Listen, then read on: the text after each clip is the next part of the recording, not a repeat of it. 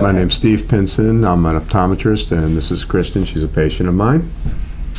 And Kristen has volunteered to let you know her experience, which is my biggest problem with contact lens wearers.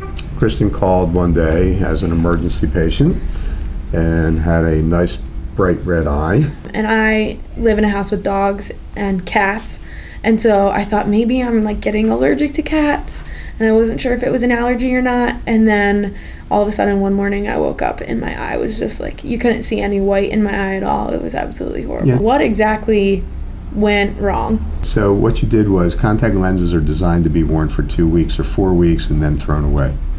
And most of them are designed to be worn for most of the waking hours, okay, and can be worn overnight when necessary. Mm-hmm. Most of us that are in this business would tell you not to wear them overnight, but for convenience sake and the lenses, the technology that we have today, they're able to be worn overnight. But what you've done is overworn your lenses. You wore them full time every day, all day, slept in them, and what happens is the lenses get dirty.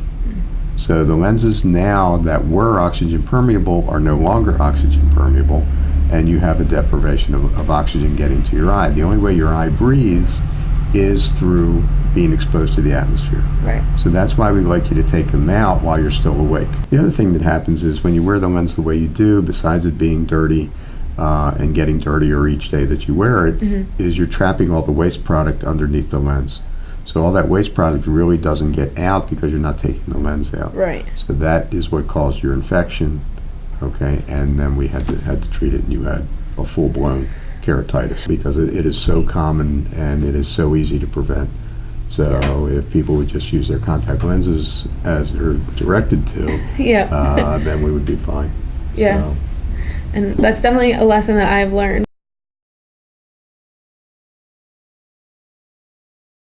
Steve. Yes, sir. And Kristen.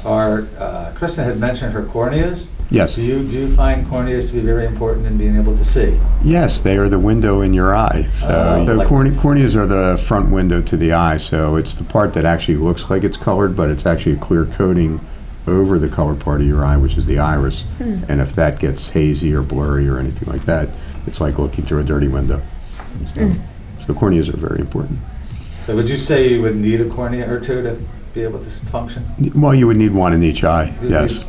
So stacking them up is not working? No, it doesn't work. One in each eye? Yes, just one in each eye. So basically, Steve, for all the kids out there, corneas should be in what?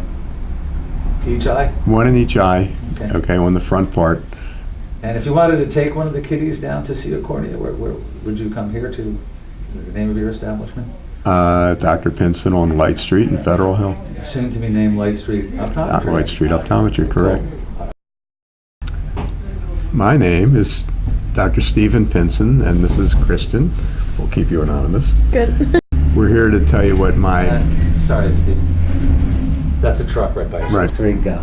And we charge nothing for the trucks going by, the sound of trucks going by. Let's try it again. Yeah, try it again. And we charge nothing for the sound of trucks and buses going by. And who are you again? I'm Dr. Stephen Pinson on Light Street at Light Street Optometry. Let me try that again.